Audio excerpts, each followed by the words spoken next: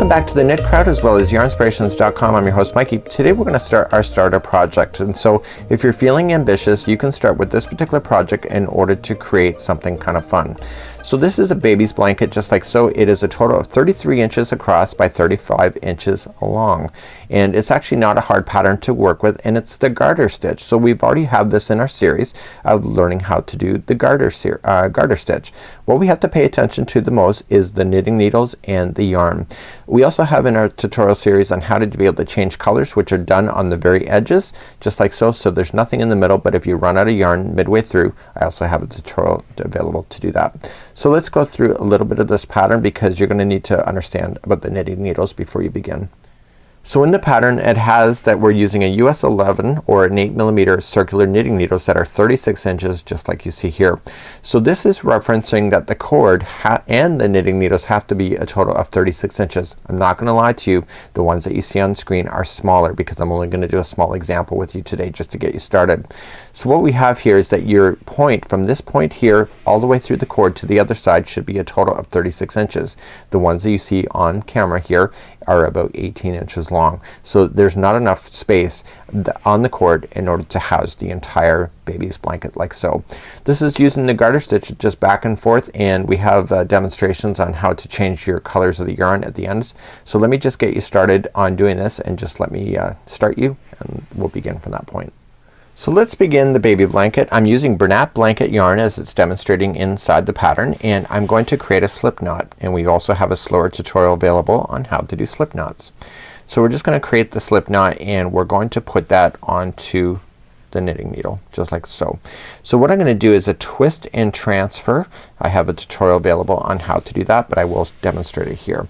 So what I want to do is that I want to take the knitting needle and I want to insert it into the same loop just like this, and I want to take the strand leading towards the ball just like this. You want to keep your yarn outside of this ring. So whenever this ring is closed off in the middle, you want to make sure that it stays on the outside. So I'm gonna do it like a garter stitch kind of idea, and I'm going to just wrap the back needle, okay, and I'm gonna flick it forward, and I'm gonna place that back onto the knitting needle like so. But when I go to do it so is that I want to come up from underside like this. Okay, so as I come and pull it off, I want to come and just put it on like that. I'll demonstrate that again. So you're gonna go in, okay, so your knitting needle stays towards the back side. Okay, just get that straggler out of the way for now. And I want to wrap the back needle and flick it forward, and before I put it on I want to get this needle and I want to come up from the underside and put it on. It's causing it to twist, and you'll have a lot better look at the end. So you keep doing that, and it says that you need to cast on for 57. So I would do a whack of these. If you want to count as you go you can, and you want to get 57. Now this is an any size blanket. It's only a garter stitch back and forth, so if you want to do it smaller you can if you go with less stitches. I don't know how smaller it would be. I don't know what the stitch count would be per inch if you wanted to change the size, but this is just a regular garter stitch then as you're working. So you make sure you put it on like that. Okay, so you want to go your total width across. Oops, I've got to come in from the back side like so, and you keep on going. So once you get satisfied with the total that it wants, then you begin to do the knit stitch. So we're gonna begin the knit stitch, and all it is, it's knit stitch back and forth, and when you use that combination of just knit stitch going back and forth, it's called a garter stitch. And so you will see that's referred to in the pattern as well. It's just a knit stitch as well, just back and forth. So going in to the loop, keeping the strand on the outside, so when you start make sure it stays to the outside. So you come into the loop and this needle is on the back, so this one's on the back, and you wrap around, you flick it forward and come up.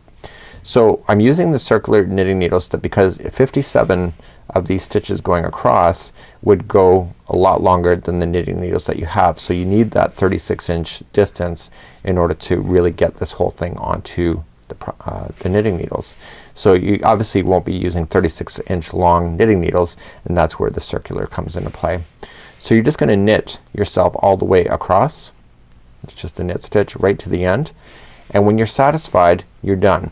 So you have to turn this in a way, so when you go to do this you have to turn this away that this strand doesn't get stuck in the ring. So you turn it like so, and as it gets longer you just got to watch for that, and when you go to grab this next needle, okay, you insert in, but make sure this strand is still on the outside, it's not inside the ring. I did one whole row like that and it's a real pain because then you get friction of the yarn bumping into the project the whole time because you've got it trapped inside the center of the ring. So you're just gonna knit stitch back and forth just like so, and it's telling you to knit stitch for a total of 35, or the garter stitch kind of really for 35 inches for the length, and all it is just back and forth with this. So it's giving you a suggestion of patterned striping if you wish. I kind of got lazy and I just did mine with variegated yarn with the Bernat Blanket line, and with that it actually turned out really good. So once you get that done, just flip your needles again and just start, and you're just going back and forth. So we have a tutorial available on how to cast off if you wish once you get done that process, and it's really not a hard pattern in order to follow along. You just got to keep on going and just stick the pace and go for it. So it's a really kind of a great starter project if you're looking to do something new, and if this is something that is on your bucket list in order to improve your skills. I found with myself it was my starter project because I really wanted to get the swing of moving the knitting needles and more, and because of that it's given me a actually more confident level to being able to knit, even though it's such a simple concept. You start off with simple because if you go right for the hard stuff right away you'll give up. So this is how you do this particular pattern. It's in a wink, a baby blanket, just simple knit stitch back and forth. Welcome back to the Crochet Crowd as well as yarnspirations.com. I'm your host Mikey. Today's tutorial I'm going to show you how to cast off. So finishing off your project. Now this is just a garter stitch that you see here, so I'm just going to continue to follow the pattern in order to work. So when you're going to knit this particular item, say for example you're doing knit 2, purl 2, knit 2, purl 2, you want to continue that same configuration, but then you want to use the same concept of putting the stitches over top of each other when you go to finish off. So let's show you how to cast off. To begin casting off, what you want to do is that you want to knit as you normally were. So I'm just doing a garter stitch or a knit stitch right now, and what I want to do is that I want to finish this off as I normally would. So what I'm going to do is that I'm just going to knit the first 2 stitches. Okay, so just coming through, and I want to transfer that to the knitting needle that I'm working with in this hand right here. So I want to knit the next one as normal, so just going in. So if that was a purl for you, then you just purl as normal and then you just continue to go. So now that I have 2 on the needle that I'm transferring to, I want to carefully insert this needle here that I'm moving my finger to, and I want to just reach up underneath, and I want to pull onto that first loop, and I want to carefully with tension pull it over top of the other loop, and so it goes over top just like that, and then I can just let it go. So what I've just done now is that I've taken the first loop and put it over top of the second, so that the second is now holding that loop. So we continue and we knit the next one as normal.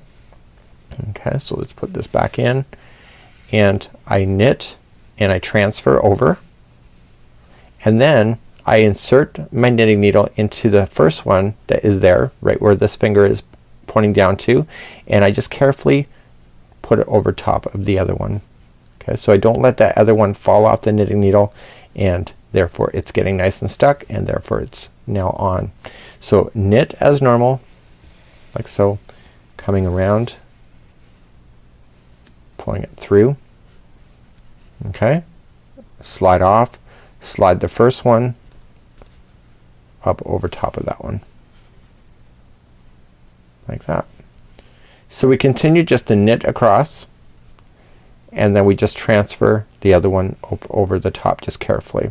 You want to take your time when doing that, because if you let things go it can get a little bit of disaster for you. So just take your time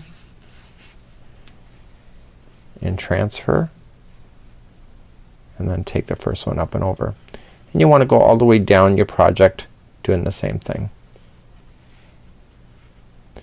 Now for myself, I have a big camera in front of me here as I'm filming, so it's a little bit harder for me to see exactly where I'm going. I'm watching myself through a monitor, so I wouldn't normally be this slow at doing so, but I don't mind it here on tutorial format, so you can see exactly what I'm doing.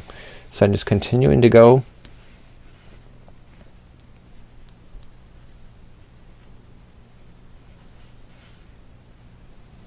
and I'm working my way all the way down. It gets easier once you start finding your tension and how to do things. So I'm going into my last one here, wrapping around, pulling it through, and then I'm going to take that one up and over. So you have one last one on your knitting needle. So what you have to just do is just trim this yarn here and then insert that yarn through this loop and then just pull on it snug, and therefore that would be the end of your project, just like so. So this is how you would cast off. So this is a great little tip, and until next time, I'm Mikey on behalf of the Crochet Crowd as well as yarnspirations.com, showing you how to knit today. So this is part of the Let's Knit series. We'll see you again real soon. Bye bye.